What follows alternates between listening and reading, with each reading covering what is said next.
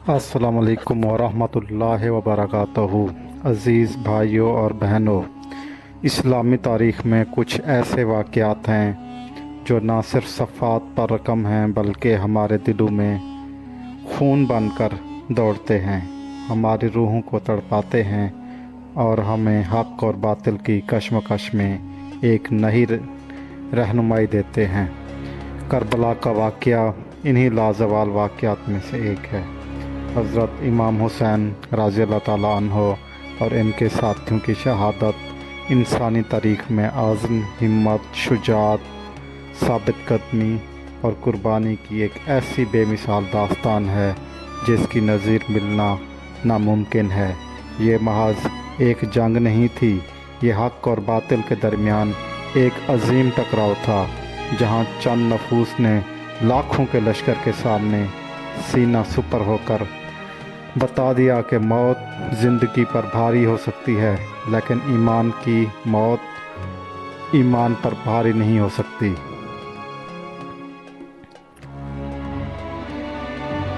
अल्लाह अकबर।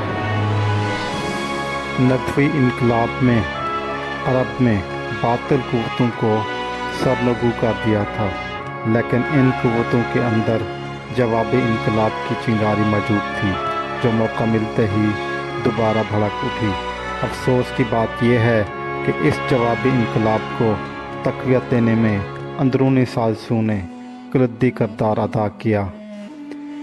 इब्ने सबा जैसे यहूदियों ने इस्लाम का लिबादा ओढ़कर मुसलमानों के दरमियान फूट डाली और अपनी फितनागरी से मुसलमानों की रूह को अंदर से खोखला करने की कोशिश की।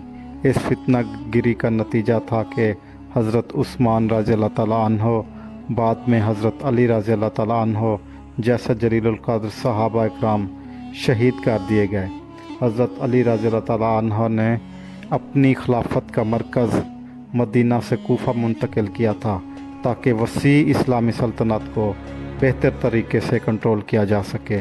ताहम इसी ज़माने में इब्ने सबा जैसे साजिशों ने हज़रत अली रज़ी अल्लाह ताला अन्हो के ख़िलाफ़ भी फितना उठाया। हज़रत मुआविया रज़ी अल्लाह ताला अन्हा के दौर में बादशाहत की बुनियाद पड़ी।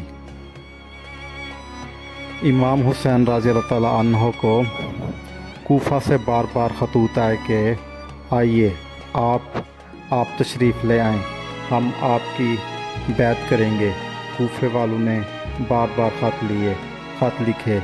ये ख़त कोई दो चार नहीं थे, बल्कि बाज़ जगहों पे लिखा हुआ है कि ये तकरीबन 3 बोरियों पर मुश्तमिल थे और आपकी सरबराही में बातिल के ख़िलाफ़ हम खड़े होंगे।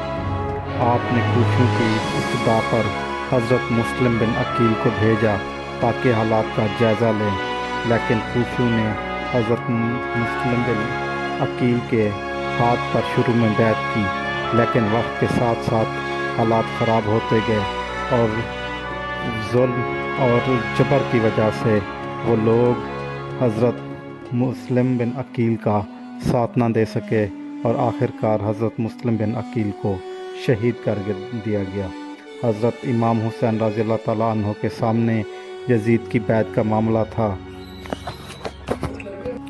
हालांकि आप जानते थे कि ये रास्ता ख़तरात से भरा है, आपका मकसद सिर्फ हक़ का क़याम था, किसी हुकूमत या बादशाहत का हसूल नहीं था। करबला के बाद बादशाहत की जो बुनियाद पड़ चुकी थी वो गहरी होती चली गई। इससे तारीख़ की रफ्तार पर कोई असर न पड़ा, यानी इस्लामी निज़ाम को कमज़ोर करने की जो साजिशें चल रही थी वो रुकी नहीं। करबला के बाद वाक़या हरा भी हुआ, जो करबला से भी ज़्यादा भयानक और जुल्माना था, जिसमें मदीना की हुर्मत पामाल की गई। मगर वहाँ इस वाक़े ने मुसलमानों के एक गिरोह के दिल में कुर्बानी और शहादत का जज्बा बेपनाह पैदा किया। इमाम हुसैन रज़ी अल्लाह ताला अन्हो की कुर्बानी इस मशल की मानद है जो इंसानी ज़मीर को हमेशा रोशन रखेगी, जुल्म के ख़िलाफ़ आवाज़ उठाने का सबक सिखाएगी। हम ये नहीं कह सकते कि इस्लाम मर गया था, बल्कि ये कहना ज़्यादा सही है कि बादशाहत की जड़ें मजबूत हो गई। اور خلافت راشدہ کا نظام اپنی چھٹی منزل کو پہنچ کر کمزور پڑ گیا۔ آج بھی ہماری ذمہ داری ہے کہ ہم ہاتھ پہ ہاتھ دھرے نہ بیٹھیں۔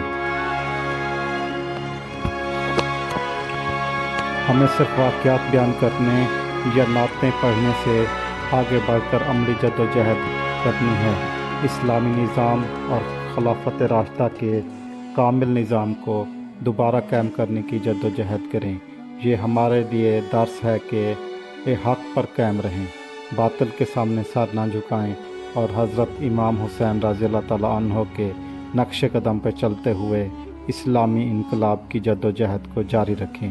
اللہ ہمیں یہ توفیق عطا فرمائے کہ ہم اس عظیم مقصد کے لیے اپنی جان و مال، وقت اور صلاحیتوں کو قربان کرنے کے لیے ہمیشہ تیار رہیں۔ آمین ثم آمین۔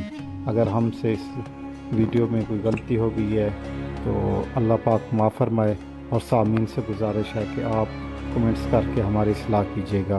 جزاک اللہ۔ اگر آپ کو ویڈیو اچھی لگی ہے تو ضرور اسے شیئر کریں، لائک کریں، سبسکرائب کریں۔ جزاک اللہ۔ اللہ حافظ۔